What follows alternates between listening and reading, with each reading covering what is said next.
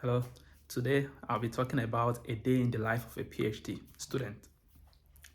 I thought it would be nice to share how a typical day looks like while doing a PhD. And although the day changes as you change phase in your PhD, that is, as you go along in your PhD. PhD is typically like 3 years in the UK, 3, 4 years.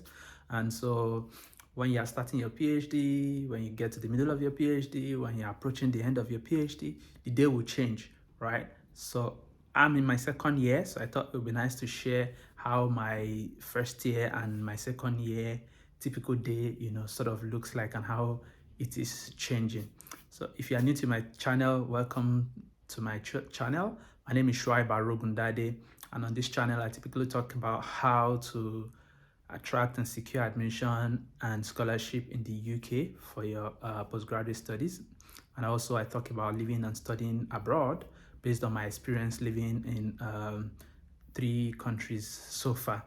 So kindly consider subscribing, as I believe you're going to get value from my channel. If you are a returning subscriber, thank you so much for always coming back to engage with my content. And if you are a returning viewer, thank you so much also for coming back to view my content. I will appreciate it if you can kindly subscribe so that you can continue to motivate me, and also because I believe that you're going to get value from this channel. And if you subscribe, you're going to be able to know when I post new content. So let's dive straight into it. So when starting out my PhD, basically a PhD, you have about 3, 4 things that you constantly do throughout your PhD, right? And they are reading, collecting data, analyzing data, and writing. So these are the 4 basic things that you do throughout your PhD, right? But the width of these 4 categories of things that you do changes as you progress along your PhD. So what a typical day looks like, is going to consist when you're just starting, like for your first year. For instance, in my first year, I was doing a lot of reading, every reading. So like a day, I'm going to wake up, I'll sit down in front of my computer, and I'm going to just be reading articles. Okay, I'll look for articles, start reading them to be able to understand what previous researchers have done in the field that I'm researching in. My field of research is carbon reduction in construction projects. So I sort of need to understand what research has been done regarding, reducing of carbon in construction projects, even in related industry like maybe manufacturing and thereabout. And also I need to understand, what are the processes, for construction project, as it has been said in literature. Basically everything that, surrounds my research. Okay, I had to be reading about it. So I sort of developed keywords, for my research. So I was using those keywords to search, database. Basically I used Scopus. Okay, so I was searching database for different articles. I used Google Scholar as well, but heavily on Scopus. So the first, I think, 4 or 5 months of my PhD when I started, I was just reading and reading and reading to be able to, first of all, understand what has been done in my research area, to be able to situate my research within, existing body of knowledge, and to be able to develop my objective.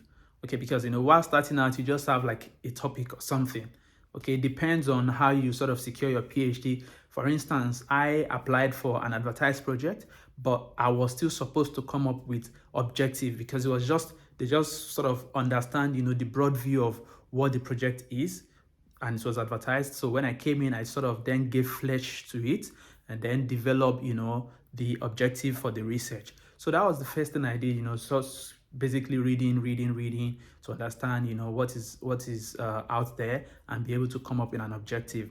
So after I did that, okay, so when I was starting, my typical day then was reading and jotting. So I'll read, I'll highlight some important points, I'm going to jot them out, sort of take notes, And I was using Mendeley, okay, to do all of those.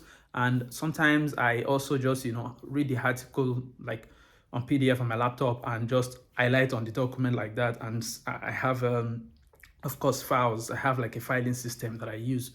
Okay, and my filing system basically, I sort of have it based on the keywords. Okay, so I have filing system that I just, store those articles there. And on my Mendeley as well, that's how I also sort of arrange my Mendeley. I have different folders for different keywords. So I'll read and read and read when I was starting out my PhD. So for the first like 4 5 months, that was what I was doing.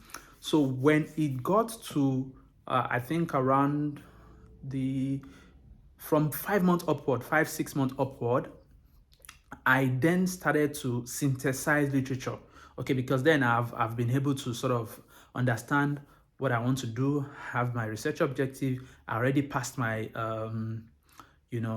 confirmation uh, for my PhD. So different universities have timelines that they sort of use to pass. They sort of organize confirmation of exam. This is what they call, I think, comprehensive examination in the US, okay, and Canada. But in the UK, it's just I think confirmation of registration. So in my school, in my university, we do that after like the fourth month, 4 5 month. Okay, so I did my in the fourth month, thankfully. And so after that, I then started, doing a systematized or systematic literature review. Before I was just reading wide. Okay, when I understood what I'm going to be working on, okay, I have my objective. Then I started, a structured review of literature. Okay, so during those period, what my typical day basically looked like was me, following the systematic literature review approach. Okay, this is not the video for breaking that down. I then started, extracting some of the things I would use to develop my data collection. So for my research instrument. So you could say that those days, what I was basically doing was I was, looking for literature. Okay, I was searching for literature, and I was then analyzing those literature. Okay, so that's a form of data collection, if you wish. I was analyzing those literature because I was looking for specific terminology, specific terms, specific phrases and all of that, right, to use to develop my research instrument. So that was what I was doing then. That was how my typical day basically looked like, right? So from my 5th month upward, that was what I was doing. And so when it got to like the 10th month, okay, my typical day changed again. Okay, so that's why I said that it depends on the stage you are in your PhD. So the 10th month, I was then preparing for annual progression. So for my annual progression, there's a document I need to produce to submit for my annual progression. So then I had to write. Okay, so then my typical day basically was heavily focused on writing.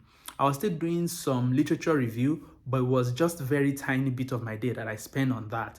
So I was writing, to prepare for that annual progression, develop that document. And what I discovered is that, the literature review that I've been doing and, the confirmation of registration that I passed earlier sort of assisted me in preparing my annual progression document. Okay, so that's it. That was what happened then. Now that I'm in my 2nd year, what my typical day basically look like now is me trying to fine-tune my research instrument. Okay, because I had applied for ethical approval, right? And so now I'm approaching, some of my respondents, okay, that I'm going to be, collecting data from. So I'm trying to share that research instrument with them, sort of carrying out a pilot study, okay, so that I can fine tune the research instrument. So my day basically now has to do with major, interaction. So I'm just interacting with, my stakeholders right now. And so I send a lot of emails, jump on calls, and then spend some time fine-tuning the research instrument as I go along. Okay, so that's how a typical day looks like for me. And one thing that I think I missed out over time from my first year up until now is that some of those days I always sort of jump on webinars. Okay, I mean, COVID has changed everything now, so I was jumping on webinars, trying to learn, what is existing in my field, to be able to ensure that you don't miss anything. You're doing a PhD, so you don't want to miss anything along the line. So I was jumping on related webinars. I was also writing for conferences. Okay, in my first year, I did about 3 conferences. Okay, so I was writing for conferences. So you need to sort of collect data for those, analyze those data, then write.